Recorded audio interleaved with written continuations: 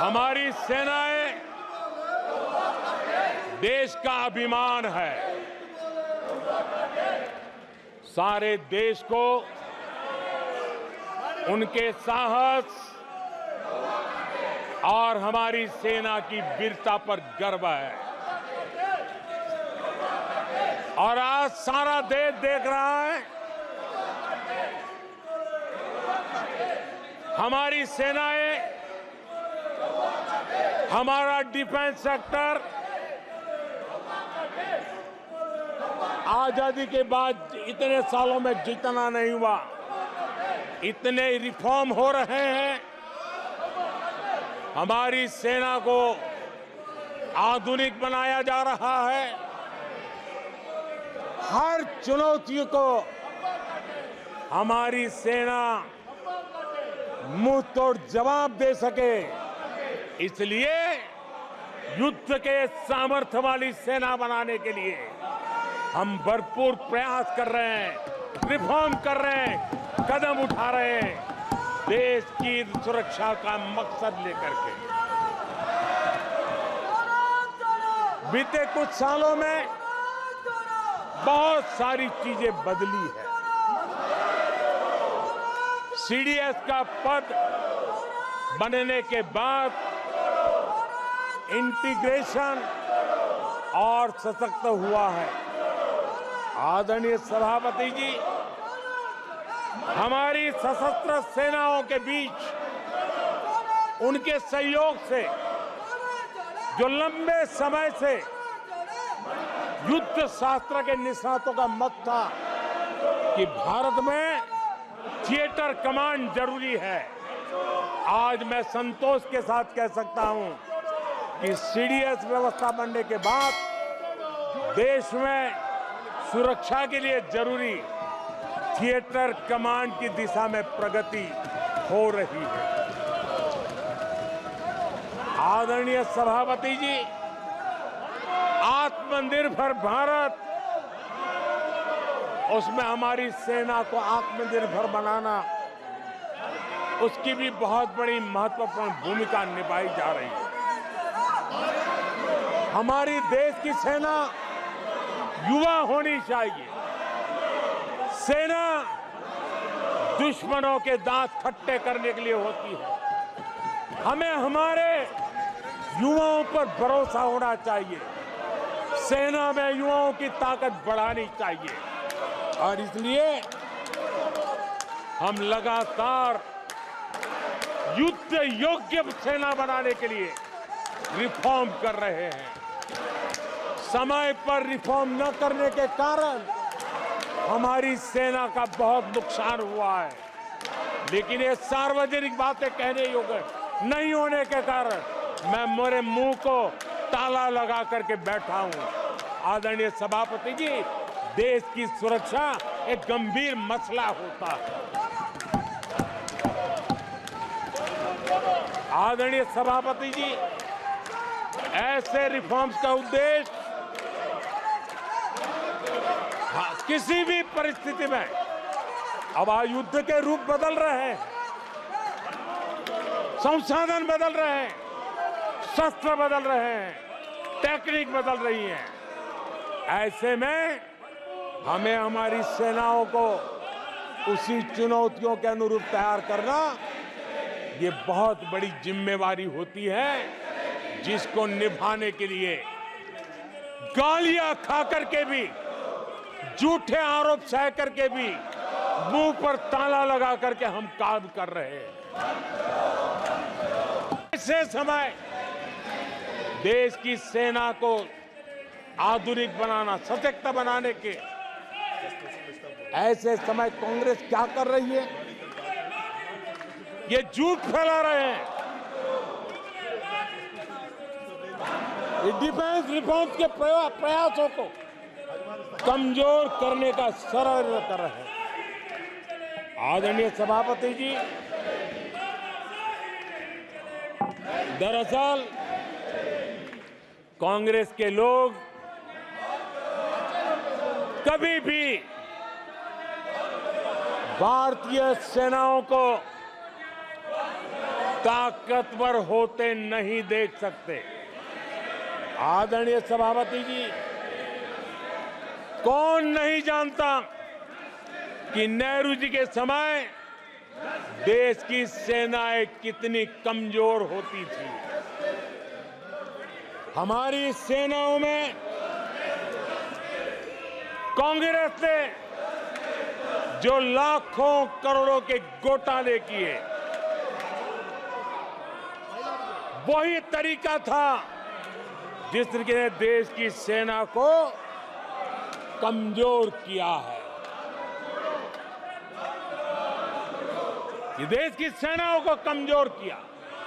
जल हो, थल हो, नभ हो, सेना की हर आवश्यकता में इन्होंने देश आजाद हुआ तब से भ्रष्टाचार की परंपरा बनाई।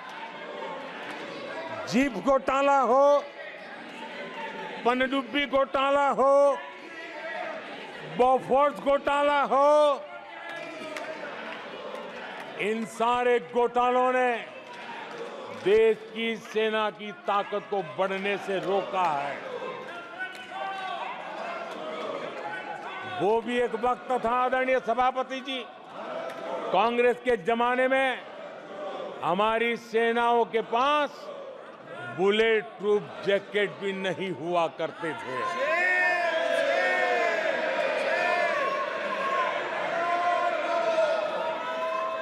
सत्ता में रहते हुए देश की सेना को तो बर्बाद किया ही किया, उसको कमजोर किया ही किया, लेकिन ये कारनामे विपक्ष में जाने के बाद भी चलते रहे।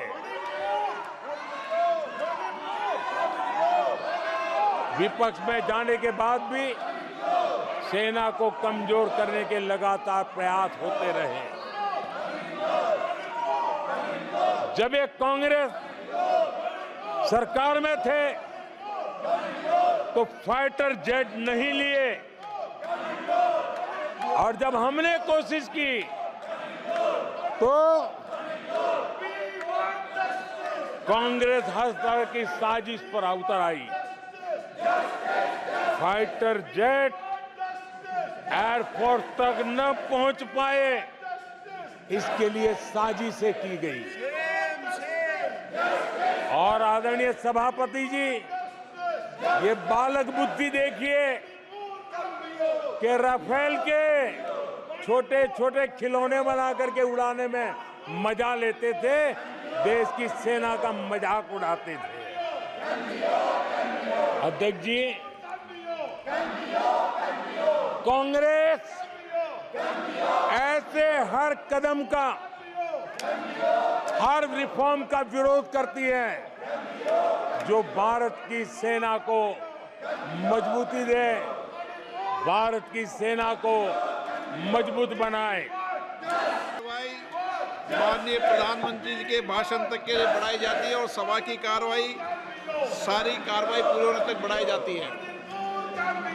आदरणीय सभापति जी, समय देने के लिए और समय का विस्तार करने के लिए मैं आपका हृदय से आभार व्यक्त करता हूं।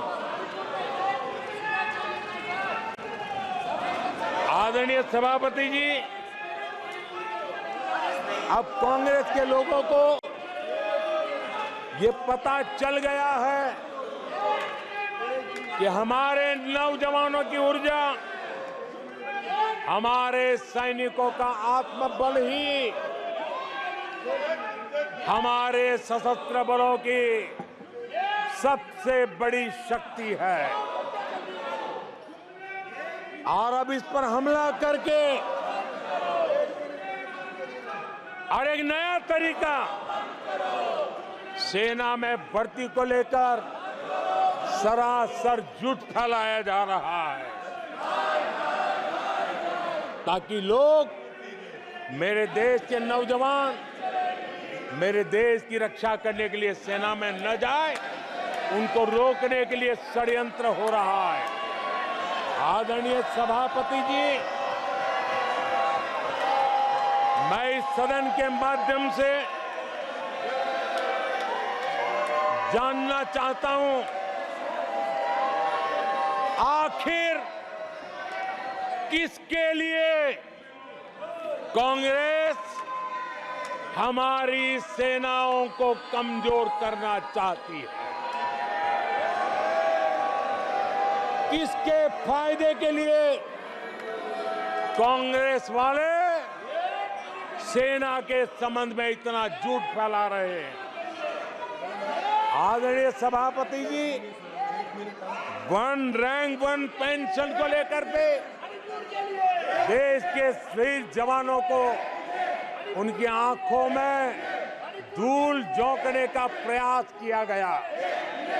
आदरणीय सभापति जी, हमारे देश में श्रीमती इंदिरा गांधी जी ने 1 रैंक 1 पेंशन की व्यवस्था को खत्म किया था।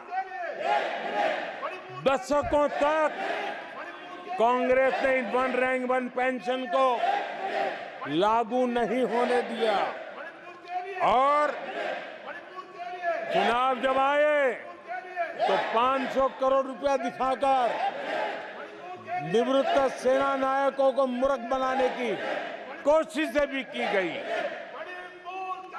लेकिन उनका इरादा था हो सके उतना 1 रैंक 1 पेंशन को टालते रहना। एनडीए सरकार ने 1 रैंक 1 पेंशन लागू की और आदरणीय सभापति जी, भारत के पास संसाधन कितने ही सीमित क्यों न हो, लेकिन उसके बावजूद भी, कोरोना की कठिन लड़ाई के बावजूद भी 1,20,000 करोड़ रुपए हमारे पूर्व सैनिकों को 1 रैंक 1 पेंशन के रूप में दिए गए।